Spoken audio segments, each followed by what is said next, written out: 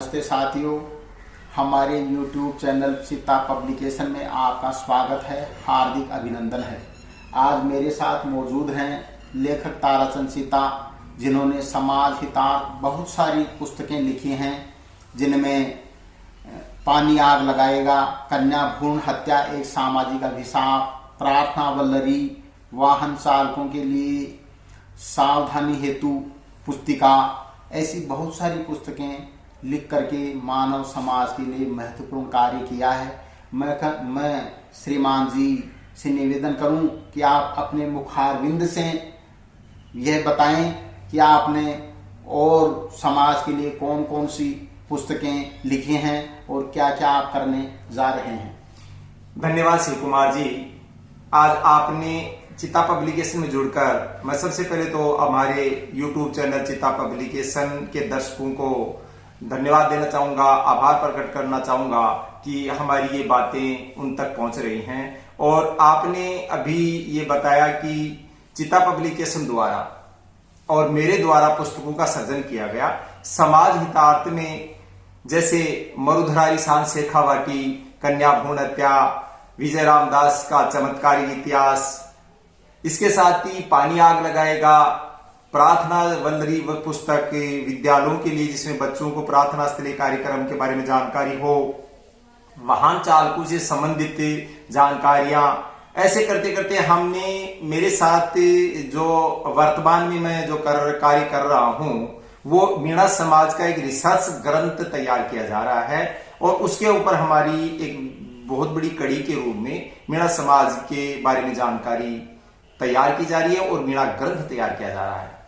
बहुत अच्छी बात है ताराचंद जी, आपने बहुत सारी पुस्तकें लिखी और आपने बताया कि मीणा समाज का इतिहास भी आपके द्वारा लिखा जा रहा है।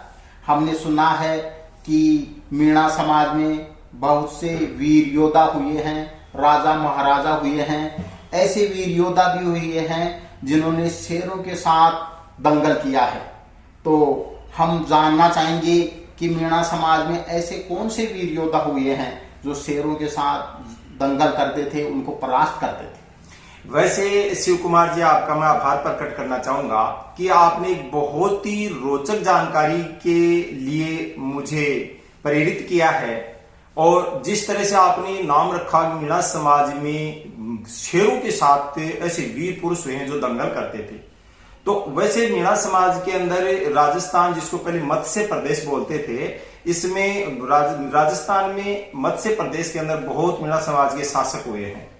परंतु आज हमारे दर्शकों तक आपने बहुत ही अच्छी बात बताई कि शेरों के साथ भी दंगल करते थे। ऐसे मीणा समाज के महान योद्धा भी हुए हैं जिनकी हम चर्चा करेंगे। तो मैं एक बार हमारे दर्शकों से ये बताना चाहूंगा कि जो हमारा YouTube चैनल है जिसका चिता पब्लिकेशन नाम से है, इसमें हम विविध प्रकार की जानकारियों के साथ मीणा समाज के रोचकतापूर्ण इतिहास की जानकारी देते हैं। हमारे दर्शकों को किस तरह से, जिस तरह से ये अच्छा लगता है, तो इसको आप सब्सक्राइब कीजिएगा जिससे आपको इसके बारे में जानकारी अवगत हो सके।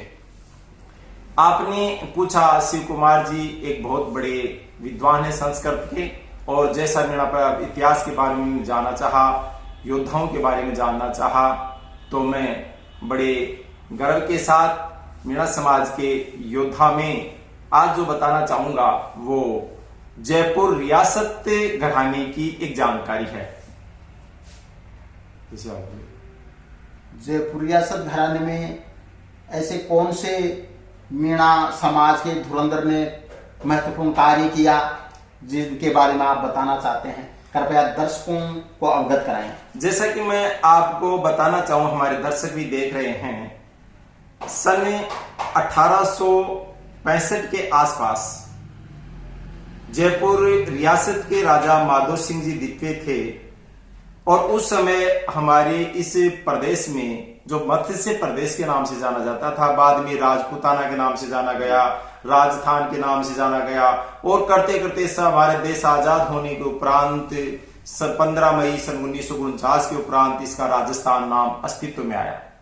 मैं एक ऐसे योद्धा की जानकारी और कथा के रूप में आपके सामने पेश करूंगा जो हमारे दर्शक, आपके साथ साथ हमारे दर्शक भी इसका लाभ उठा सकें, जो महान योद्धा के रूप में जाने गए थे। उस महान योद्धा की जानकारी मैं देकर और हमारे दर्शकों तक पहुंचाकर, और सबसे बड़ा मैं आपका आभार प्रकट करना चाहूंगा शिव कुमार जी, आपने एक बहुत बड़े योद्धा के बारे में जानकारी चाहिए। वैसे इतिहास में मीणा समाज का बहुत ही बड़ा रोचकतापूर्ण इतिहास है, परंतु आज हमारा जो ये आज का एपिसोड है, इसके अंदर हम एक महान योद्धा की जानकारी देना चाहेंगे। जैसा कि एक महान योद्धा जिसका नाम रघुनाथ था, और ये रघुनाथ जी हमारे जयपुर रियासत के महान महाराजा माधो सिंह द्वितीय के समकालीन थे। इनका जन्म सन 1865 में जमारामगढ़ तहसील, जिसको पहले माच नगरी के नाम से जाना जाता था, इसमें इनका जन्म हुआ सन 1865 में। इनके घर में इनके पिताजी जो रणजीत सिंह जी थे, वो जयपुर रियासत में रिसालदार के पद पर पदस्थापित थे और उनको सूबेदार की पदवी प्राप्त थी। उनके घर पे इनका जन्म हुआ माता नानी की कोख से। तो महान योद्धा की मैं चर्चा करना चाहूंगा कि ये महान योद्धा जो जो बड़ा हुआ, माता पिता का लालन पालन अच्छा हुआ, वहां माच नगरी, जिसको आज जमारामगढ़ बोलते हैं, जयपुर जिले की तहसील है जमारामगढ़, वहां पहाड़ी इलाका है, पहाड़ी क्षेत्र है, बहुत जंगली जानवर वहां घूमते थे। आस पास के जो राजा महाराजा थे उस जमाने में, वो शिकार खेलने आते थे। रणजीत सिंह जी के पुत्र रघुनाथ, ये भी बड़े धीरे धीरे उम्र के साथ बढ़ते गए, तो इनकी भी शिकार खेलने की वो आदत पड़ गई। पिता के साथ जाते थे, दर्शक देखते भी थे, कुश्ती करने का भी उनको शौक लग गया। तो ऐसे करते करते भी शिकार खेलने लग गए। जो इनका धीरे धीरे अपने पिता के साथ, रणजीत सिंह जी के साथ, ये राजमहलों में चले जाते थे। वहां भी अपने पिता के साथ वहां राजा के राजकार्य देखना, वहां घोड़ों को देखना, तरह तरह के हथियारों को देखना, और राजा जी कभी शिकार खेलने जंगल में इधर आते थे, माच नगरी, जमारामगढ़, आमेर के क्षेत्रों में, तो ये सुनते थे। वैसे इनको शौक कुश्ती का भी था। रघुनाथ जी को कुश्ती का शौक था, और जिस पहलवान को आज भी कुश्ती का शौक होता तो कुश्ती के दंगल में वैसे ही पहुंच जाता है। तो एक बार क्या होता है, रघुनाथ जी आमेर में कोई कुश्ती का दंगल हो रहा था, और उस दंगल में रघुनाथ जी भी पहुंच जाते हैं, और वहां महाराजा माधो सिंह द्वितीय भी पहुंचते हैं। जो ही दंगल में शुरुआत होती है, महाराज भी वहां उपस्थित थे, उनका उद्घाटन करते हैं और दंगल की शुरुआत होती है।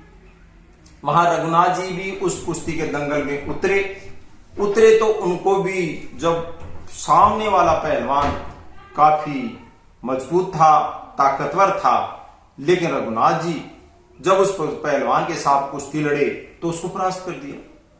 पब्लिक, वहां जो जनता खड़ी थी, तालियों की गड़गड़ाहट की, ताकतवर पहलवान को रघुनाथ जी ने जीत लिया। राजा माधो सिंह जी ने जब ये देखा दृश्य, तो बड़े अचंभित हुए कि भाई इतना कमजोर पहलवान, बड़े इतने पहलवान को परास्त कर दिया। तो राजा जी, ऐसे समय में क्या होता था कि पहले रियासतदार, राजा, महाराजा ऐसे योद्धाओं को अपनी सेना में शामिल करते थे। तो राजा जी बड़े चतुर थे। उन्होंने रघुनाथ जी को जब उनके बारे में पूछा, तो उनके पिता भी उनके रिसालदार थे, सूबेदार थे, वहां उस एरिया क्षेत्र देखते थे। और आमेर के आसपास उस जमाने में सन 1865 के आसपास 27 आगे गांव के नाम से वो जाने जाते थे।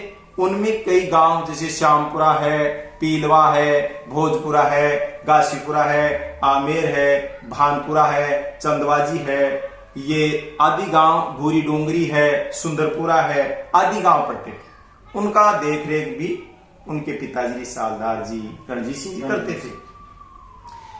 अब उस कुश्ती में जब रघुनाथ जी को उन्होंने देखा इतनी ताकत से, तो उन्होंने अपने को उसको अपना अंगरक्षक और अपने राज्य में उनको नियुक्ति देने के लिए कहा और अपनी सेना में भर्ती कर लिया। सेना में भर्ती और उनकी वाक पटुता को देखते हुए महाराजा ने धीरे धीरे उनको अपने साथ रखने शुरू कर दिया, और उनकी वाक पटुता को देखते देखते उन्होंने अपना अंगरक्षक बना लिया। बलवान थे, ताकतवर थे। अब ऐसे करते करते क्या, महाराज श्री उनको जब आखेट खेलने जाते थे तो अपने साथ ले जाने लग गए। तो वहां शेर का शिकार करना, जंगली भालुओं का शिकार करना, तरह तरह के शिकार करने, उसमें भी रघुनाथ जी अव्वल दर्जे के शिकारी हो गए। और पहले से उन्होंने पिता के साथ भी शिकार किया। रघुनाथ जी, आज का जब आपने बताया कि उनकी बहादुरी का किस्सा, तो मैं बहादुरी का किस्सा हमारे दर्शकों तक पहुंचे, जगह जगह जाए, इसके बारे में अपन और चर्चा करते हैं। रघुनाथ जी, क्या होता है कि रघुनाथ जी जो जो राजमहलों में और राजा के नजदीक रहने लग गए, उनकी कदर बढ़ने लग गई। राजा जी हर बात में उनको पूछने लग गए। तो उस समय में उनसे पहले जो लोग रहते थे कई, वो चिड़चिड़ापन हो गया कि हमें नहीं पूछते हैं, महाराज तो हर बात में रघुनाथ जी को पूछते हैं। तो उससे उनका एक सेवक था बालाबक्स, उनको चिड़न हो गई, ईर्ष्या हो गई कि मैं कैसे इनको राजा जी से दूर हटाऊं। वो अपनी उस फिराक में रहने लग गया। रघुनाथ जी को पता नहीं, वो अपनी मस्ती में रहते थे। उस पदवी के दौरान ईर्ष्या रखने के कारण अब वो ईर्ष्यालु प्रवृत्ति से बालाबक्स रघुनाथ जी को वहां से हटाना चाह रहे थे। एक दिन क्या होता है, रघुनाथ जी राजमहलों में थे नहीं और बालाबक्स को मौका मिल गया। महाराज श्री महलों में बैठे थे। महाराज श्री के पास बालाबक्स जाते हैं और कहते हैं कि महाराज, आपके राज्य में ऐसे ऐसे योद्धा हैं जो शेरों के साथ भी दंगल कर सकते हैं। आपको ताज्जुब होगा आदरणीय शिव कुमार जी कि शेरों के साथ दंगल। अच्छा। हाँ, तो राजा जी बड़े अचंभित हुए कि शेरों के साथ दंगल, वाह कितनी बड़ी बात है। तो जैसे कौन है? महाराज आप अचंभित होंगे, शेर के साथ दंगल। हाँ, लेकिन आप मानोगे नहीं। बताओ आप नाम कौन है? जब बालाबक्स ने कहा, उसको तो क्या था, रघुनाथ जी को उठाना था, लेकिन कुदरत और सूर्य भगवान की कृपा से, प्रकृति के आशीर्वाद से जो होता है वो अच्छा ही होता है। उन्होंने बताया नाम अटकते हुए कि महाराज, आप ही के महलों में आप ही के साथ रहने वाले रघुनाथ कप्तान मीणा है। महाराज श्री बड़े अचंभित हुए कि मुझे तो पता ही नहीं, शेरों के साथ भी दंगल करता है। हाँ महाराज, शेरों के साथ दंगल करते हैं रघुनाथ जी। बात अचंभित हुए महाराज, सोचने लगे कुदरत का करिश्मा। उस दिन महाराज बैठे थे, बालाबक्स वहीं खड़ा था और रघुनाथ कप्तान कुदरती वहां महलों में आ जाते हैं। महाराज को दुआ सलाम करते हैं, बातें चलती हैं। तो महाराज श्री बोलते हैं कि हे रघुनाथ, हमने ऐसा सुना है कि आप शेर के साथ भी दंगल कर सकते हैं। बड़े विद्वान, बुद्धि में चतुर रघुनाथ जी ने सोचा कि मैं यदि महाराज श्री को मना कर दूंगा तो क्या पता मुझे क्या दंड दे, तो इससे बेहतर है मैं शेर के साथ ही कुश्ती करूं। उन्होंने तीक्ष्ण बुद्धि का परिचय देते हुए तुरंत महाराज को कहा कि हाँ महाराज, ये तो मेरे बायां हाथ का खेल है, शेर के साथ तो मैं रोज कुश्ती करता हूं। महाराज श्री बड़े अचंभित हुए कि वाह ऐसी बात है। हाँ महाराज। बालाबक्स वहां मन ही मन पीछे महाराज के खड़ा खुश हो रहा था कि आज तो इसका कट गया ऊंचाई, मतलब इसका छुटकारा ही हो गया। राजा जी बड़े खुश थे कि मेरे इस राज्य में, मेरी सेना में ऐसे जवान हैं। उन्होंने तुरंत आदेश दिया कि चलो जल्दी हम हमारे जो सेना नायक हैं इसका हम कुश्ती का दंगल देखते हैं। राज्य में उसका घोषणा का पिटवारा भिजवा दिया जाता है। कुश्ती का दंगल, जैसा हमारे को ये तथ्य मिले, पढ़ के आप भी सुनकर बड़े आपके रोंगटे खड़े हो जाएंगे। महाराज श्री के आदेश के अनुसार आमेर के पास दंगल मांडा गया और उस दंगल में भीड़ को भी जब पता चला कि रघुनाथ सिंह शेर के साथ दंगल करेगा, कुश्ती लड़ेगा, काफी लोग थे, रघुनाथ जी के परिचित थे, अन्य लोग थे, बड़े चिंतित हुए कि एक योद्धा का आज अंत होने वाला है। लेकिन करे भी तो क्या करें, राज्य आदेश था। बिल्कुल राज्य आदेश था। वो दंगल मंड जाता है। आसपास की पब्लिक वहां आ जाती है, मैदान में आ जाती है, चारों तरफ से लोग और भी देखने आ जाते हैं। वहां राजा जी के साथ उस समय क्या था कि सन 1902 में ब्रिटिश वायसराय लॉर्ड कर्जन जी भी आए हुए थे किसी कार्य से। यहां अपने देश में लॉर्ड कर्जन वायसराय भी आए हुए थे। जब राजा जी बात कर रहे थे, इस चर्चा सुन रहे थे, तो वायसराय को कहा कि आप हमारे देश में, हमारे राज्य में ऐसे ऐसे योद्धा हैं जो शेरों के साथ कुश्ती लड़ते हैं। तो वायसराय बड़े अचंभित हुए। महाराज ने कहा आप भी चलो देखने। बहुत खुशी की बात है। इसी दरमियान जब वो अंदर आते हैं, वायसराय उसी के तहत उसका भी अंगरक्षक साथ आता है। किसका? वायसराय का। वहां कप्तान साहब भी खड़े थे। कप्तान साहब को देखकर वो अंग्रेज जो सैनिक था, वायसराय साहब का अंगरक्षक था, बड़ा हट्टा कट्टा था, ताकतवर था। कप्तान साहब अपने लिबास में, फौजी लिबास में वहां खड़े थे द्वार पर। उनको देखकर उस अंग्रेज अधिकारी ने, सैनिक अधिकारी ने कप्तान साहब से हाथ मिलाना चाहा, लेकिन बुद्धि में चतुर कप्तान साहब ने समझ लिया कि मेरे साथ ये दगा कर सकता है अंग्रेज अधिकारी। तो अपनी तीक्ष्ण बुद्धि से ज्यों ही उस अंग्रेज सैन्य अधिकारी ने कप्तान साहब की तरफ हाथ बढ़ाया, कप्तान साहब ने उसका हाथ ऐसे दबाया कि उसकी अंगुलियां टूट गई और वो दर्द के मारे कराने लग गया। वायसराय देखे कि मेरा इतना ताकतवर सैनिक, मेरा अंगरक्षक जो दर्द के मारे तड़पड़ा रहा है, ये तो महान योद्धा है, वास्तव में इसकी कुछ तो देखनी चाहिए हमें। उसी समय महाराज श्री ने एक सोने का कड़ा दिया उनको पहनने के लिए इनाम के स्वरूप, और वायसराय ने कहा कि ऐसे शेर की तो कुश्ती हमारे को देखनी है। दंगल मच जाता है, सारे कार्य हो रहे थे, तो वायसराय साहब और राजा माधो सिंह जी दिखते वहां मैदान में जाते हैं आमेर में, और कुश्ती महाराज के आदेशानुसार शुरू करने की तैयारी हो जाती है। वहां वन्य अधिकारियों द्वारा शेर को बड़े पिंजरे में बैठा कर लाकर और वहां आमेर के दंगल में वहां पिंजरे में रख दिया जाता है। इधर मीणा सरदार सूर्य देव की कृपा से, प्रकृति के आशीर्वाद से और उस मां का दूध पिया उसकी लाज रखने के लिए मैदान में अपने फौजी लिबास में दस्ताने पहनकर और अपनी मां का नाम लेकर उस मैदान में पहुंचता है। राज्य अनुसार माधो सिंह जी वहां उसका उद्घाटन करते हैं और दंगल की शुरुआत करते हैं।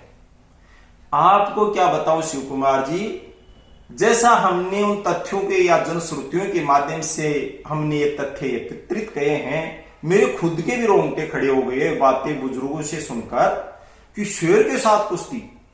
जितनी जनता वहां खड़ी थी उनकी आंखों में अश्रुधारा बह रही थी कि आज एक योद्धा का अंत होने वाला है। पर प्रकृति सूर्य देव ताराचंद जी भी निवेदन करूं कि फिर दंगल में आगे क्या हुआ? दंगल में हुआ क्या, जब भीड़ इतनी चारों तरफ इकट्ठी हो गई तो राजा साहब को निवेदन किया कि दंगल की शुरुआत कराएं। उधर शेर पिंजरे में बंद था और इधर मीणा शेर खड़ा था। चारों तरफ पब्लिक की, जनता की आंखों में अश्रुधारा बह रही थी।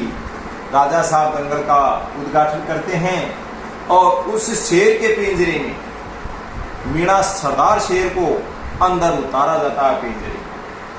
जो जनता हजारों की तादाद में वहां खड़ी थी उनकी आंखों में अश्रुधारा बह रही थी और रघुनाथ कप्तान की जय जयकार बोल रही थी कि आज ऐसा योद्धा हमें देखने को मिल रहा है।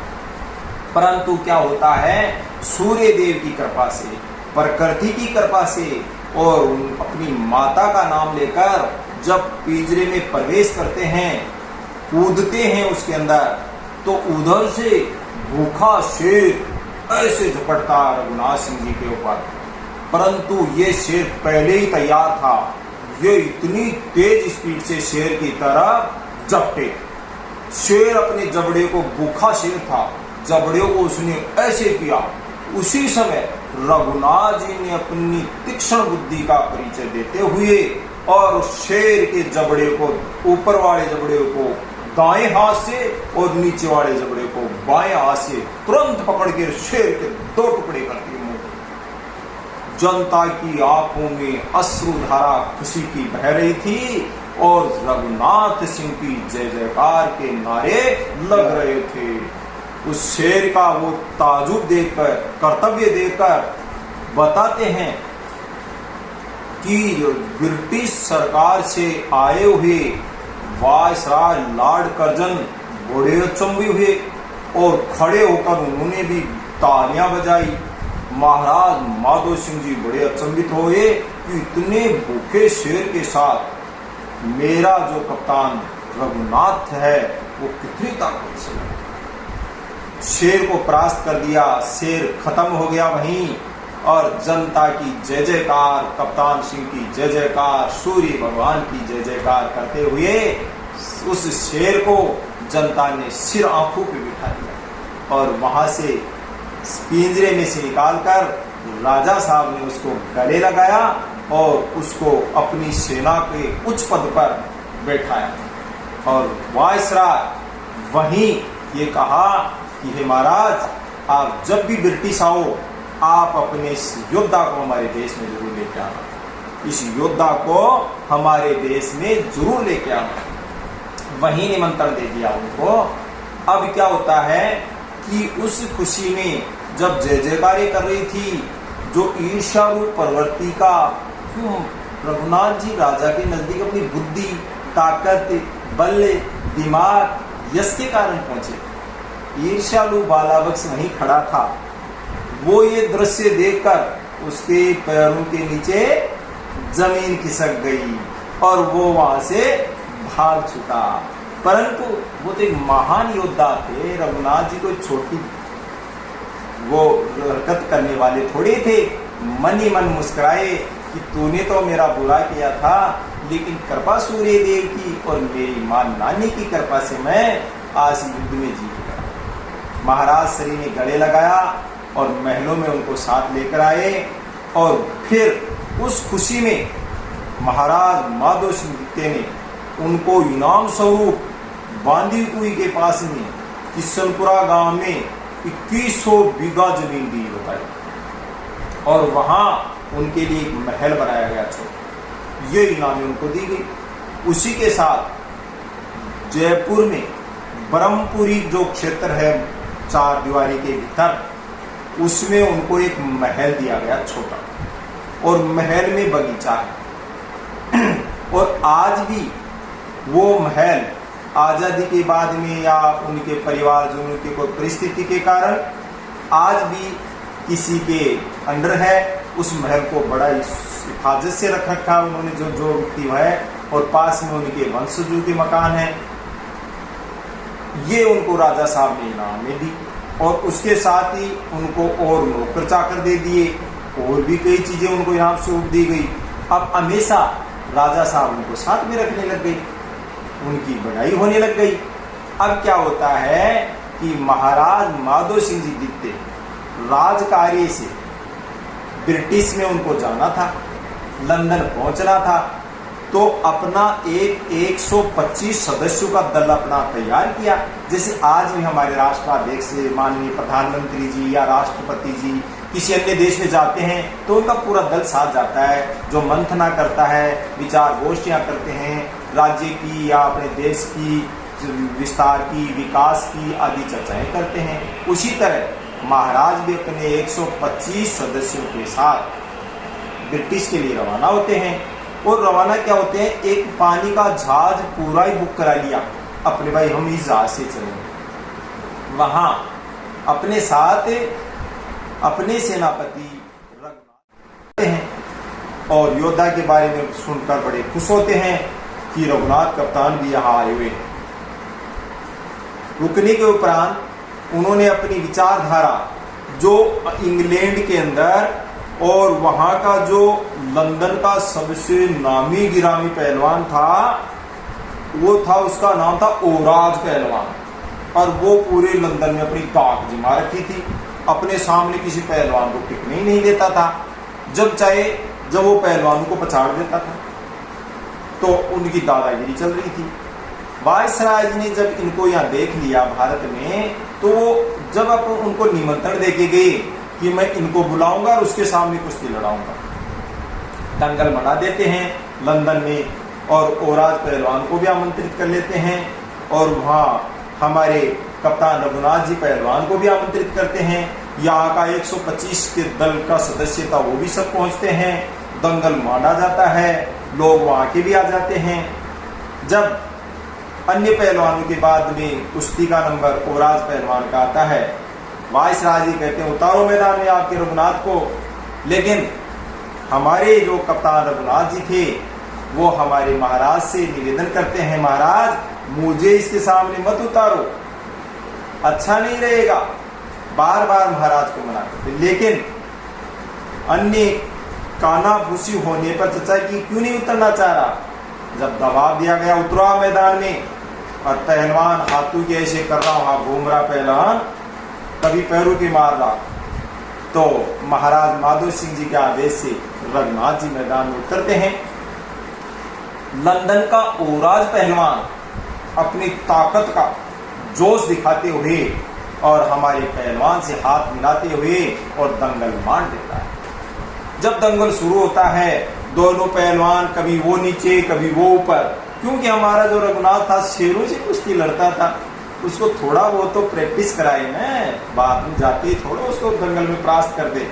वो उसको ऊंचा नीचा करते करते और उसको ऐसा उठाया जैसे गेंद को उठाते, जैसे फिरकी को उठाते हैं, जैसे कोई सूखे लकड़ को उठाते हैं, जैसे किसी गुब्बारे को उठाते हैं, और उठा के अपने हाथों पे ऐसे ले पूरे मैदान, और उसकी ऐसी चक्री बनाई घुमा के, और उसको ऐसा फेंका कि वो मैदान से बाहर फेंक दिया उस पहलवान को। वहां ब्रिटिश में तालियों की गड़गड़ाहट देखने योग्य थी, और हमारा जो 125 सदस्य दल गया था, वो अपने आप को गौरवान्वित महसूस कर रहा था, काफी प्रसिद्धि प्राप्त की। वहां ब्रिटिश में भी इनामों की बौछार लग गई। हमारे भारत देश का, हमारे राजस्थान का, उस समय मत्स्य प्रदेश के नाम से जाना जाता था, उसका नाम प्रसिद्ध हुआ, और वो इनामे लेकर वापसी में यहाँ आए। तो तथ्यों के आधार पे काफी योजनाएं लेकर आए थे।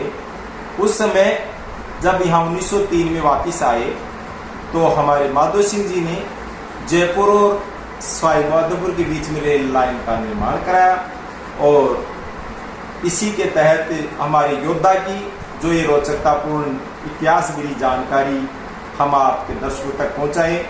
इस रोचकता भरे इतिहास को हमारा जो मीणा ग्रंथ प्रकाशित हो रहा है आने वाले दिनों में, उसमें विस्तार रूप से पढ़ने को मिलेगा, जो आपको मैं आज शिव कुमार जी अपने दर्शकों तक पहुंचाई ये कथा, हमारे महान योद्धा रघुनाथ जी की कथा, इसको आप विस्तार से हमारे दर्शक पढ़ने के लिए मीणा ग्रंथ भाग द्वितीय में मिलेगा।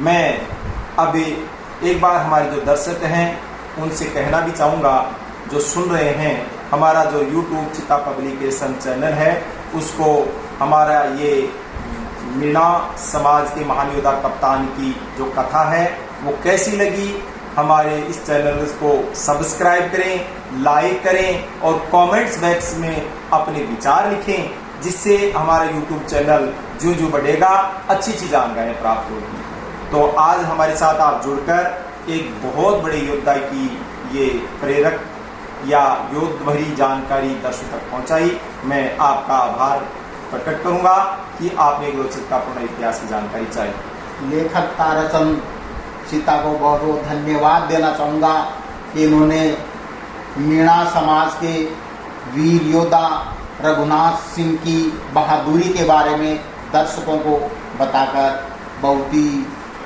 लाभार्थ किया। इसके लिए धन्यवाद के पात्र हैं। मैं पुनः दर्शकों से आग्रह करूंगा कि आप हमारे YouTube चैनल सीता पब्लिकेशन को सब्सक्राइब करें, लाइक करें और कमेंट करें। बहुत बहुत आभार। हमारे दर्शकों को हम फिर हमारे मीणा समाज के योद्धाओं की, राजाओं की, महाराजाओं की और मीणा समाज की उत्पत्ति की जानकारी अगले एपिसोड में देंगे। एक बार मैं फिर हमारे दर्शकों को बताना चाहूँगा कि हमारे YouTube चैनल चिता पब्लिकेशन को आप सब्सक्राइब कीजिए, लाइक कीजिए, कमेंट्स बॉक्स में अपने विचार लिखिए। धन्यवाद। जय सूर्यदेव, जय संविधान, जय भारत। धन्यवाद।